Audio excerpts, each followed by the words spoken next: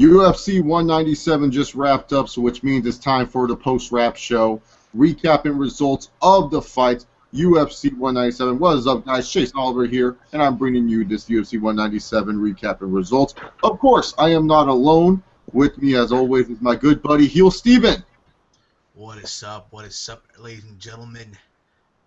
And then also a newcomer to the MMA recaps. I've looked to try to get new people every time we do a show. So May 14th, UFC 198, the Brazil card. If you're interested, send me a message, and maybe we'll work things out. Andy the Gamer 101.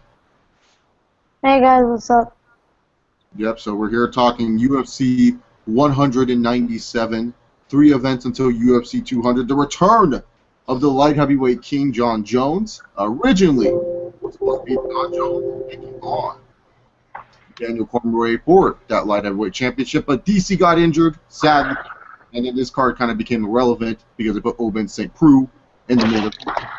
And to be honest, this card right here, I'm going to be dead honest. It was a completely one-sided card. There was nothing really that you could see from this card. This card was kind of bummy, at least in my personal opinion. This was a bummy, one-sided card. But that's about it. Steven, what did you think about this card? It's not a card that I will tell people, hey, you got to go out of the way to watch. No. I thought this was just their card. Overall, I thought, again, the focus is 200 from what it seems like, to be honest here. But yeah, I mean, it's very underwhelming. Yeah, very underwhelming show indeed. Andy, what about you? What did you think of UFC 197 tonight? Well, the thing is, the most interesting thing to me that I heard was that Demetrious Johnson actually finished on one. I'm like, really? He did? Yep. And the last, yeah. That is but the most. I agree, because like this is not a card I would want to see again, or want to tell someone you should see this. This card is definitely not that card whatsoever. So we move on to the fight itself. If you guys have any questions, leave them in the comment section. I'll be sure to answer them. Ace Outlaw asks, who won? Well, who won? It was Jon Jones. Jon Jones beat Ovince St Preux in the 5th round. Way to spoil the whole recap. Recap over. Bye. No, I'm kidding. We're actually going to recap this whole card. Yair Rodriguez defeated Andre Phil KO in the 1st round with a cool switch kick in the air. Really sick stuff. Best knockout of the night. One of the only real exciting things of the fight. Yair Rodriguez looked pretty good. I don't know how much he's going to really impact the featherweight division, but he looked pretty decent to me, so good for him. I don't know who's Andre Phil. Steven, do you know who this Andre Phil was? No. All right. Not really. Next fight, we had the middleweight fight. Robert Whittaker, after moving up to the middleweight division, after doing pretty decent in the welterweight division, continues his win streak as he defeats Rafael Natal in a unanimous decision fight. Really, to be honest, this fight was just pretty much that Natal was hitting really good leg kicks, but he wasn't really hitting them all too often. He wasn't really setting them up, and Whittaker was just outboxing him the whole fight. Natal was trying to go for some takedowns, but he really wasn't trying too hard for them. He kept on trying, but Whittaker, he just looked really good in this fight. He's a ranked 7 middleweight. I don't know what's next for Whittaker. Honestly, if Anderson beats Uriah Hall, I'd say Anderson kills this kid in 5 seconds. So, like, not to be mean to this guy. Maybe he will beat Anderson. Is he really ready, though, for an Anderson fight, though? Well, Anderson's ranked 5. That's the reason why I throw Anderson Silva's name out there. Because who else is Robert Whittaker going to face? I say give him, Yoel Romero, maybe a Bisping. Gegard Mousasi? Gegard. I don't know. What's Gegard's rank? Is it Mousasi? I thought it was light heavyweight, though. No, Mousasi's middleweight now. He's still middleweight. Okay. Oh, but the thing is, he's fighting at 200. He's fighting Brunson at 200. So he also switches back and forth. So really, to be honest here, there's really no one for Robert Whittaker because like if Anderson wins, I'm pretty sure he's gonna I don't know what you would do with because we'll talk about UFC 198 a little bit later. But the way I look at this going into UFC 197 is that this Robert Whittaker guy, yeah, he has some potential in the middleweight division. And really, the middleweight division, it's a 4-man horse race, because Yoel Romero got busted for something, so he's going to be suspended for a little bit. It's a race. It's Luke Rockhold. it's Chris Weidman, it's Jacare, and Vitor Belfort. Those are the 4 men vying for the title. Maybe Anderson Silva, if he decides to get his shit together, not dick around during fights, he could possibly be in that mix as well. But right now, it just seems like it's that. And for me, if Robert Whittaker and Anderson Silva both win, you got to put them together. They're kind of close in the rankings, unless Anderson Silva jumps over everyone and he goes fights for the title, which I don't think is going to happen unless he knocks out Uriah Hall in like 10 seconds. Exactly. Ace Outlaw asks, when's the super card? All the championship fights on one card? Never. Dana White won't do that. Are you kidding me? I mean, can you imagine that? Can you imagine? Okay, let's assume for a minute here that they were hypothetically were to do that. It's safe to say that the Mighty Mouse is opening the show. I don't know. I think Jana would open the show. No. You did not disrespect the beautiful.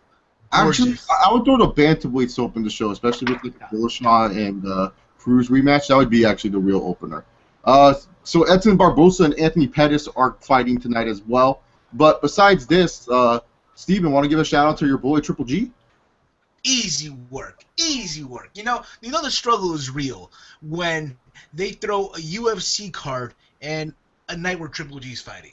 So I had a same old cast, both things at the same time, watch them both on on separate tabs, and again, just easy work by Triple G, easy work against Dominic Wade. And what can I say? Canelo, I'm calling it now. Him versus Canelo needs to happen. No, that's going to be a big fight. I'll actually order that fight. I'll go check out that fight. Triple G destroyed this little Davis kid. So, yeah, that we just wanted to talk about that for all you boxing fans out there. Triple G fought tonight. He's one of the best boxers going on. So, definitely watch. I knew he was good, Steven. I'm just saying he's not going to be like Mayweather and Pacquiao status of being a major draw. There's a difference there.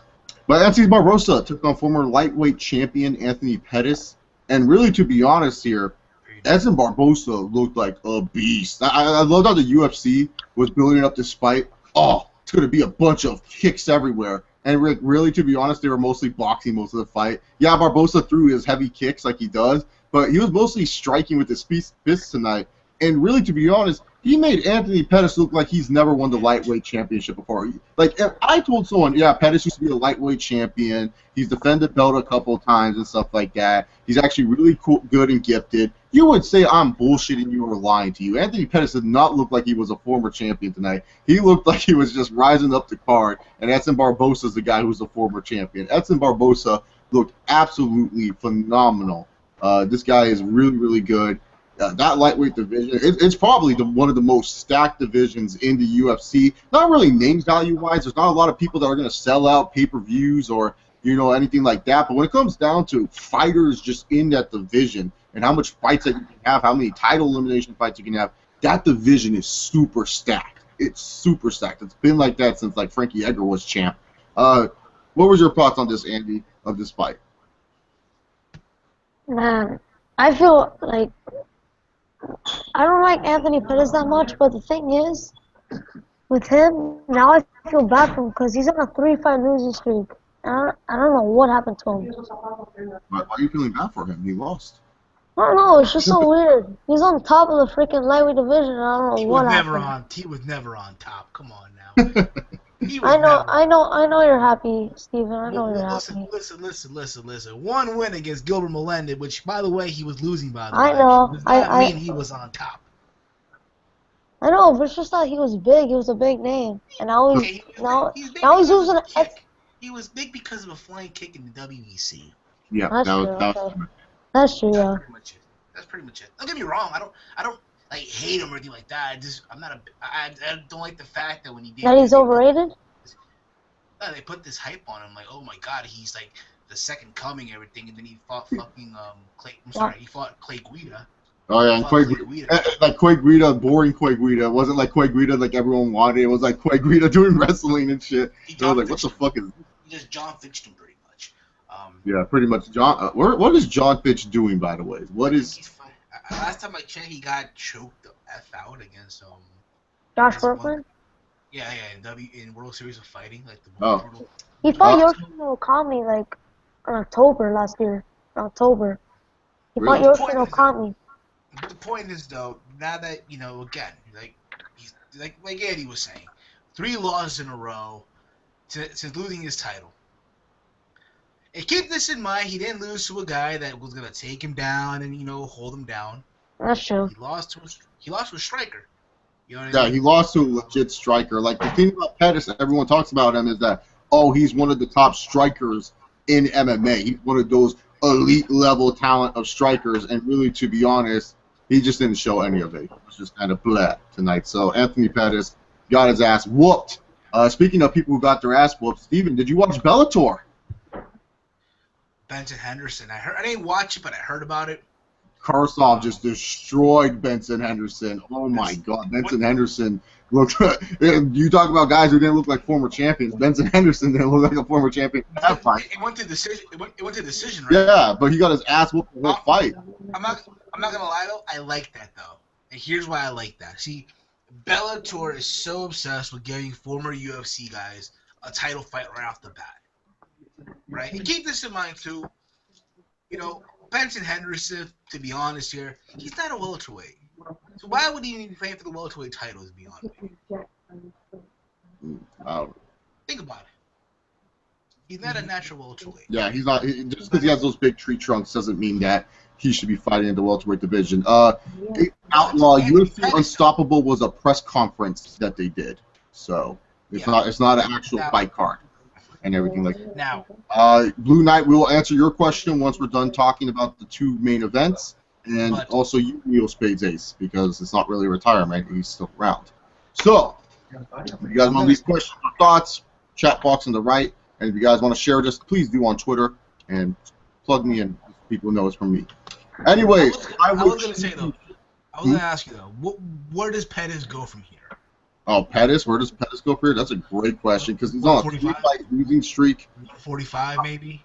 I don't even think a weight class change is good enough for him. Like, what is he really going to do in the 145 division? I mean, there's a lot of guys in that division that will cause him a lot of problems, like Edson Barboza. And it's not like he's like it's not the fact that Pettis is small. Like Frankie, for example. Frankie was super small when he was fighting in the lightweight division.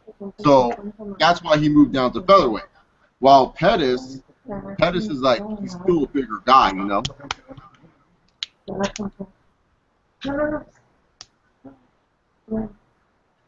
Word. Andy, what's going on in the background? What happened? The back. What's going on? Yeah, I'm hearing background noise on your end. Oh, that's probably like, you're probably hearing my dad walking with his keys in his pocket, which makes a loud sound. I never knew keys could talk. Aisha Box, Mighty Mouse did not beat Anderson Silva's record. Do not spread lies and propaganda. He is tied with Jon Jones with the 3rd most UFC title defenses. So there you go. Don't spread lies and propaganda. Don't try to make Demetrious Mighty Mouse Johnson. Listen, I'll say this right now about Mighty Mouse, and we're getting to it now. I take back what I said about him. Being a TV champion, this and that. Don't get me wrong, he's still a pay-per-view champion if you put him in the co-main event. All right? Good. He's phenomenal. He's amazing. He went out there tonight and just went to work. It's like we said, it's like if Jon Jones and Mighty Mouse switch bodies. Like, yeah, no, they switched bodies tonight. We're going to get into that a little bit later. But Demetrious Johnson, he dominated Cejudo from the get-go, because the thing about wrestlers that I noticed in the UFC and just in general in MMA, they like the dirty boxing fight. They like it when people clinch up with them, because it gives them a lot of good ways to get into the over-under position or get down for an easy single leg or double leg, depending on what kind of takedown you like. So it was like, for me, when I was watching this and I was seeing that, oh my God, Demetrious is fighting in the clinch with this guy, this is not really good news. It was just like Demetrious didn't give a fuck. He was just like, yeah, I'm helping you out, Cejudo. I'm making sure that we can make this fight interesting. So let's go at it. I'm great. You're supposed to be a top contender. Let's do it. Wait, what were you gonna say, Steven? He defended takedowns. Like, yeah, Cejudo got that one takedown, but it wasn't like, okay, yeah, he tried. Like, it was a struggling takedown that he got on Mighty Mouse. Yeah, and then like Mighty Mouse just jumped up like it was nothing. He was like, exactly. Takedown was a jump, bro. This is an Olympic gold medalist, Olympic level. The question now is, where do you go from here if you're Mighty Mouse? Because you pretty much cleared out your division. You cleared it out. Yeah, you have to find someone really, really gifted to beat this guy right now. Do you have I know he's coming off a loss. Do you have Dillashaw come down? Do you have him, do something like that, or? How can Dillashaw even make 128? Like Dillashaw looks like he's broken, just making 135. What makes you think he's gonna make 125? I don't know. But what do you? Or does he go up? Does Mighty Mouse go up and now and take super fights at one? Like, where do you go from here? It's like, see, the thing is, I don't know if he would be able to. Like, maybe if Faber was bantamweight champ, sure. But I saw that first Dominic Cruz fight. Demetrious Johnson did not look good in that Dominic Cruz fight, and maybe he's so much better now that he could probably handle Dominic Cruz. But the last time I saw him face Dominic Cruz, he was struggling with this dude. So I don't know. And Dominic Cruz has not changed. He's still the same guy. He still has the same movements and everything like that. I don't know if Demetrious could be able to, handle Dominic Cruz like that. So I don't know. I don't know where to go with this guy. Maybe there is some other flyweights we don't know about. Who knows? John Dodson just knocked some fool out. I'm pretty sure Joseph Benavidez is going to knock someone out. So, yeah. What do you think, Andy? What's next for our current pound-for-pound king, Demetrious Mighty Mouse Johnson? Do you think of him, though? I'm sorry, Andy, but do you think he is pound-for-pound king now? Do you still? If I had to put him in a pound-for-pound list, I would have to say top. I say top 7. Top 7? That's disrespect to the flyweight champ. He's number 1. Demetrious Johnson right now is number 1. With the reign that he's having right now, he is number 1 on the pound-for-pound fighters list. He's not going to put asses in the seats. He's not the biggest draw in the world, but he is pound-for-pound the best fighter in the world. Yes. Fight analyzer, Demetrious Johnson is 1 win away from tying with GSP with the most successful title defenses. He currently has 8, tied with Jon Jones for 3rd. Or maybe you bring Shinya Aoki? Can you imagine that fight? Who cares about Aoki anymore? Aoki's kind of... I'm just saying. At this point in this juncture, what do you do? Who does he fight next? Maybe like Ronda Rousey gets bored and wants to fight him or something like that. Demetrious Johnson, Ronda Rousey, book it, UFC. Let's do it. So, yeah, Demetrious Johnson made short work of Henry Cjuedo, dominating in this fight, hitting him with a bunch of knees and elbows in the clinch, stunning him, hitting him with more knees and elbows, finishing him on the ground, and Henry Cejudo's undefeated record and one of the only shots to beat Mighty Mouse, all gone. Demetrious looked perfect tonight, and it was shocking because everyone thought, like Andy talked about earlier, oh, this was going to be the slow, boring fight of the night. 5 rounds of Demetrious moving around, making this guy look like a fool. Henry Cejudo looking lost in the cage. Like, yeah, everyone thought that's how this fight was going to go. I'll be honest. I'll be real about it. I bought into the whole Cejudo hype. I bought into it. Like, yeah, the Olympic gold medalist. I thought he was going to do much better than he did. I was like, yeah, people are sleeping on him. I think he's going to actually give Demetrious somewhat of a challenge. Not a big challenge. He's going to take him down. He's going to throw the elbows. He's going to throw the punches. And damn, yeah. Not even. Not even. He didn't even try to do any of that shit. And Demetrious, you know what's sad? You know what's funny, right? If you watch the Embeddeds, right, in Vegas, right? Yeah, and new, and he's on the plane or whatever, and the stewardess hands him like 2 bottles of wine and shit to pour on the plane. He's like, it's not really party night yet, but we're starting the party now. And that's at the end of the Embedded. It was funny. Wow, trying to make this guy into the champ, huh? So, anyways, yes, Demetrious Johnson still the reigning is undefeated flyweight champion. I want to know from you guys in the chat, is Demetrious Johnson, pound for pound, the best fighter in the world? Leave your thoughts in the chat. Make sure you guys share this on Twitter and tag me at ChaseOliver68. And while you're here, give it a big old thumbs up. Anyways, time for the main event of the evening, the return of the light heavyweight, light heavyweight kingpin. The guy who never lost his title, Jon Jones, and the UFC decided to spice this up by having DC on commentary. Oh, I thought this was going to be some epic shit, but no. He sounded terrible on commentary. He used WWE references. Yeah, OSP gonna get the rub now.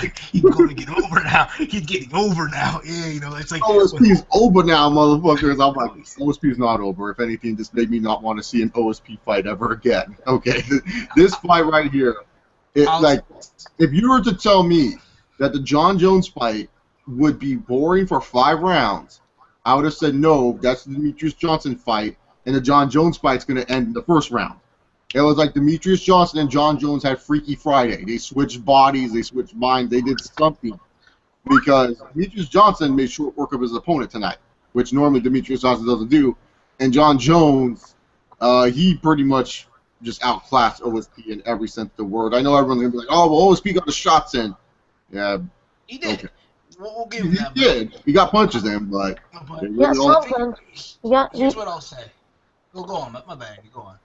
Shiny, Andy. Well, he did better. He did better than what most people thought. Like, everyone thought he was going to get finished in, like, the first or second, by, like, a submission or something like that. Yeah, but Jon Jones just didn't try to finish him. That was the only problem. I'll say this.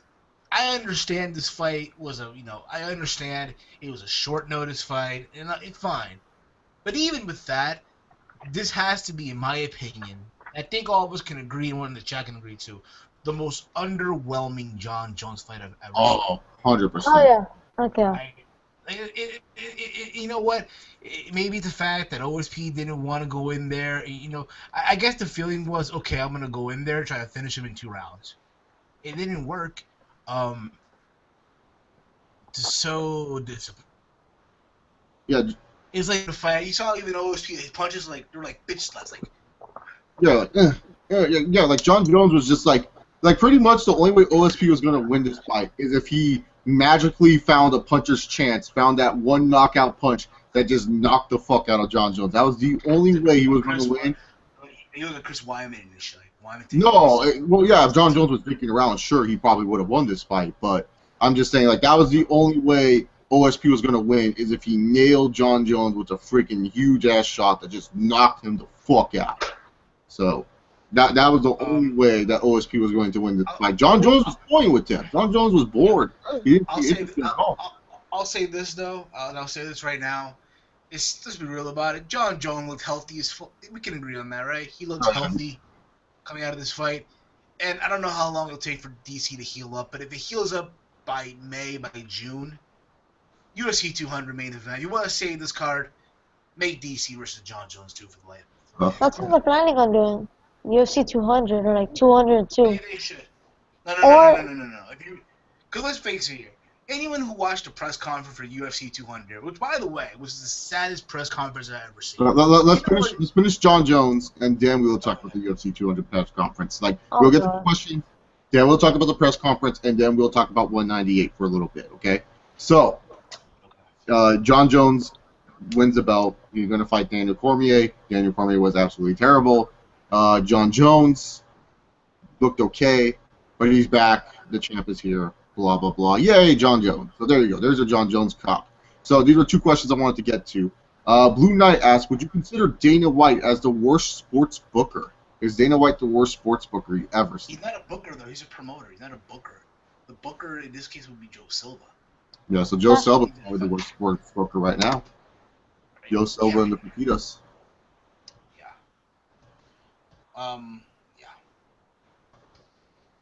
And then Nero Spades Ace asks, what are your thoughts on Conor McGregor's retirement? He's not retired. Yeah, he's not retired. He even said it. He said, I'm not retired. Nope, he's not retired. He's coming back. He's going to come back soon, and he's going to fight the winner of Aldo Edgar, even though he wanted to still fight Diaz. Yeah. Conor McGregor throwing his little temper tantrum. So, Uncle, you have to put him in timeout, guys. That's what happened to Conor McGregor. Put him in timeout. Throwing his temper. But speaking of Conor's temper tantrum, UFC 200 press conference, probably one of the most saddest press conferences ever in the history of the UFC. You know what's sad? You know what's sad? When your press conference, who was supposed to be the biggest UFC, right? 200, right? The big one, right? You know what's sad? Within the MGM Grand, and it's empty. Oh, yeah. It's amazing the impact of Conor McGregor. Yeah, it was completely empty. There was only press really there. There wasn't really a lot of fans there to enjoy the show. And then pretty much every press question had to focus on Conor McGregor. They were asking about Conor. It was like everyone else on the stage was just chump change. Still more fans than TNA. Yeah, literally. Yeah, so it's like the UFC really, to be honest, they fucked themselves in this situation. That's their bad for promoting Conor way too hard. But Conor McGregor in his temper tantrum, he's the reason why this card's not going to be successful. Dana White's smart when it comes to this. This is why I don't think he's the worst promoter ever. Because Dana White's great at deflecting blame. He's done it before. Look at that one card that he had where Jon Jones was supposed to fight Dan Henderson, and Dan Henderson got injured, and they pretty much deflected the blame onto Jon Jones instead of Dana White saying, "Oh, we didn't build a good card to support a show in Los Angeles." Same thing happened with Edgar versus Mendez, or not Edgar versus Mendez, Aldo versus Mendez. Aldo goes down with injury, or Mendez goes down with injury. One of those two idiots go down with injury, and that card gets moved to Brazil and not in U.S. So, really, to be honest here, Dana's good at deflecting blame on others, and he's going to deflect the blame on Conor. And really, to be honest, it's Conor's fault. Conor's the one who did the world tour with Jose Aldo, had no problem talking shit to Jose Aldo on the world tour. Conor was given a gift by Dana by putting Frankie and Jose in this world tour, so that way he could talk shit to. So that way he didn't have to always talk shit to Nate Diaz, because Nate Diaz pretty much said it best. "I'll beat your ass, fool." Got your ass. Conor can't say anything to Nate Diaz. He can't. What does Conor have to say?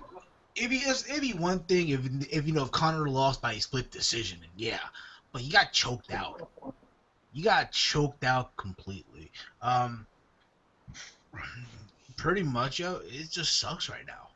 If you're Dana White, you gotta do something. Cause even Nate Diaz said it himself. He's not fighting anyone else except Conor McGregor. Yeah. At this point, can you blame him really? No, because he wants a money fight. Like, I love Robbie Lawler, but Robbie Lawler is not going to give him that money fight. Robbie Lawler is not going to give him the money that he wants. So, yeah, it's Dana's fault. It's Dana's fault. It's Conor's fault. Conor had to throw a temper tantrum because everything's not going his way like he expected. Like, Conor's a little child. It's funny when after he's lost, everyone's like, "Oh, so great how he's humble in defeat." No, shut the fuck up. Like, Steven, for example, say you and I are kicking it, right? And this fool comes up, and he's talking all this shit. And then you get up, Steven, and you crack him, and you take him down in one shot. And then this motherfucker comes up, and he's like, "Yeah, man, you friend tougher than I thought." Are we really going to respect that guy and say this motherfucker's humble? Really. I wouldn't. No. Conor McGregor's not a humble person. He's a selfish, egotistical, temper tantrum baby. He's a baby that Dana White raised. He's a baby that Dana White made. Whether we like it or not, Dana White made Conor McGregor. And here's the thing about it, right? Let's assume that, yeah, Conor would have been quote-unquote retired, right?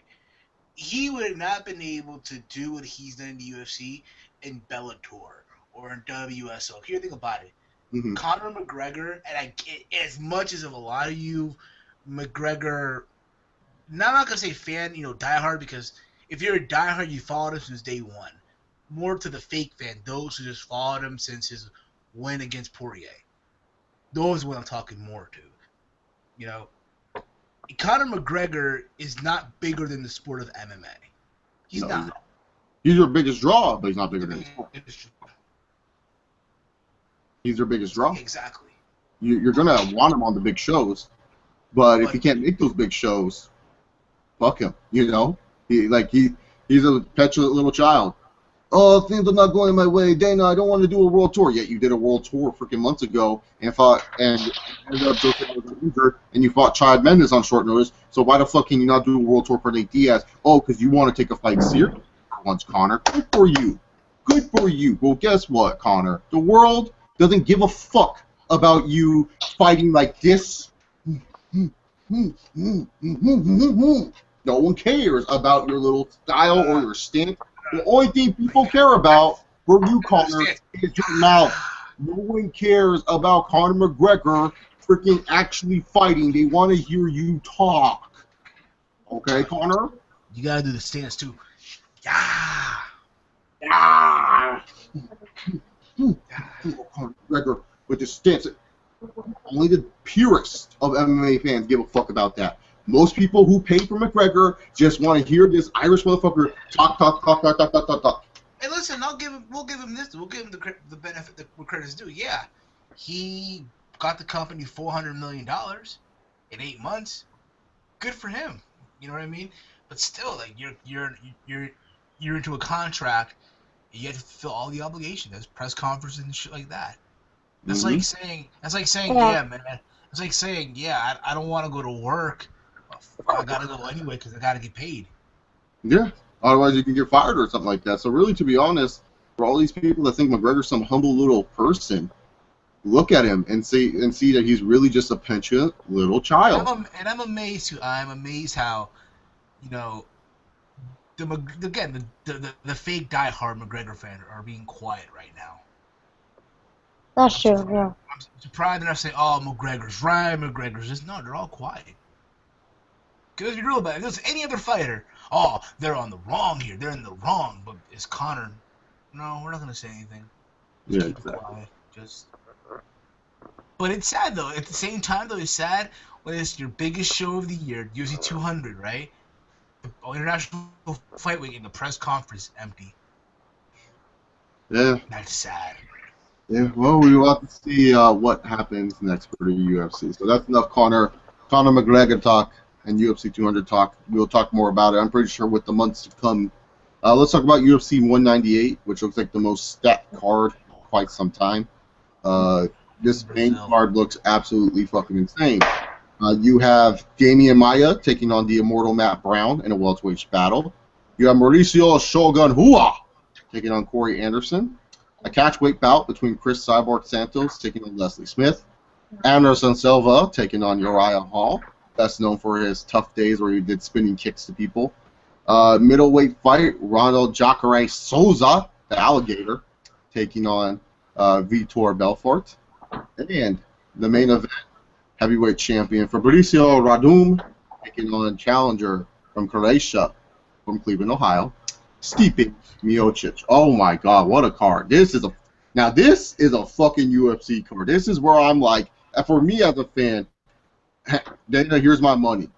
Here's my money. Take it. I'm going to watch this card. I'll pay for this card because this card is stacked.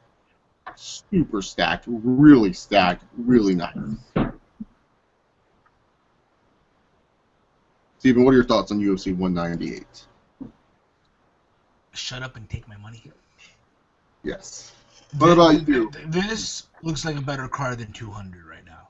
Oh, this should be 200's card. They should just switch events around. Fuck that. Tell T-Mobile, yeah, we're going to move UFC 200 live, okay? Right, it's going to be in Brazil. It's going to be in a fucking stadium. Fuck you. This card stadium, too. It's in a soccer stadium, too, when you think about it. Yeah, Arena del Baxida. So pretty much Shogun's no longer fighting Minotaur Nogueira. He's not fighting Nogueira no more, right? No. That fight happened a long time ago, Steven. That happened like UFC 190. That happened like in August. Yeah, when Rousey lost. No, when Rousey beat Correa. I thought it was when Rousey lost. I don't remember. Whatever. No, One of the I fights. thought they were doing the rematch. I saw Nogueira at the press conference. I'm like, oh, okay, they're doing the No, rematch. Nogueira was probably there just for Anderson. He was probably just be like, yeah, Sando's son Spike team and shit like that. Probably the only reason why he was here. Okay, cause I remember, there's a. Oh yeah, I forgot. Of course, is Jacare versus Vitor Brazil on Brazil crime pretty much. Okay. I mean, every fight on this card is Brazil versus USA, with the exception of Vitor versus Jacare. It's the funniest fight because I never thought I would see this fight happen because I always felt like Vitor was ducking Jacare for the longest time, but now Jacare is actually going to face Vitor. Neil Spades asked what did we think about Jacare, and I said that he's a really good fighter. He's a good fighter. He has a lot. Not too bad. I don't see him being champion at this point in his career. If you had told me 5 years ago, maybe. Yeah, when Jacare was actually looking to kill people, and I don't know what's gone on. Maybe Nogueira's taught him Anderson Silva tricks or something, but he's been dicking around too much in his fights. So, yeah, that's UFC 198. So Steven and I and whoever else will be back to review and recap. Well, not really review, just recap the results that we saw right there. So that one looks like a really good card.